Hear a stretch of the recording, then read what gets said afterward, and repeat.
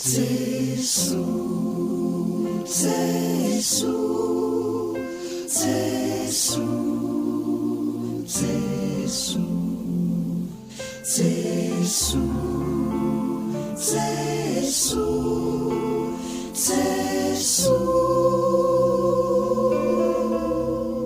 Efa mitona amin'i Jesosy Kristy anio fahavalo amby roapolo ny volana Jolay.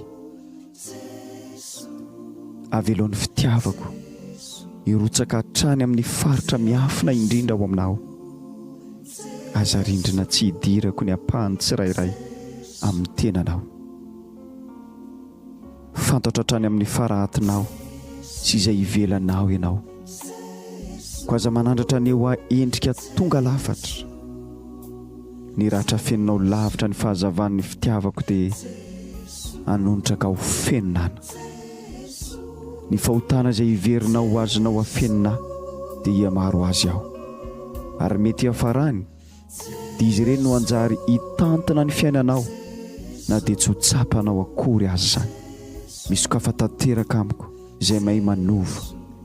Aveloan'ny fahazavan'ny fitiavako anazavany ao anatinao ka andevina ny tahotra ho miafina. Amin'izany dia tsy maintsy ianao irery ny miaraka amiko. Izany no azahoan'ny fitiavako hanenika ny tenanao manontolo. Mifalia amin'ny fitiavako tanteraka izay mandrakotra ny tahotra. Salamo 7:30 ny andiny voalohany ka hatramin'ny fahaefatra ary ny andiny 7:20 sy ny andiny 7:20. Tompo, nandinika ianao ka fantatrao avokoa ny momba. Fantatrao ana mipetraka na mitsangana. Ela be melody efa tsinjonao ny hevitro. Voadinikao ana mamindra na miato ary tsy misy miafina aminao ny lalaka lehako.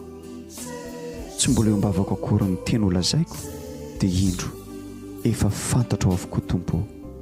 Andriamanitro, dinioaka fataro ny foko e. Zaho toetra ka fataro ny eritreritro. Jereo raha mirosa amin'ny lalana mampidodoza dia tario izotra amin'ny soridalana ho hatrizay.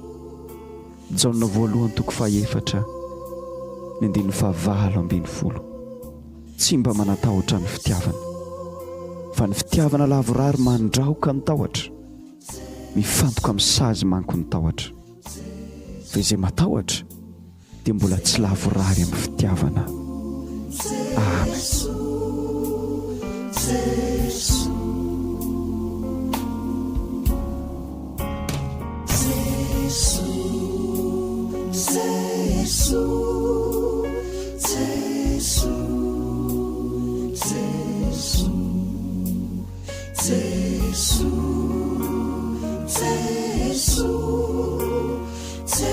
Jesus.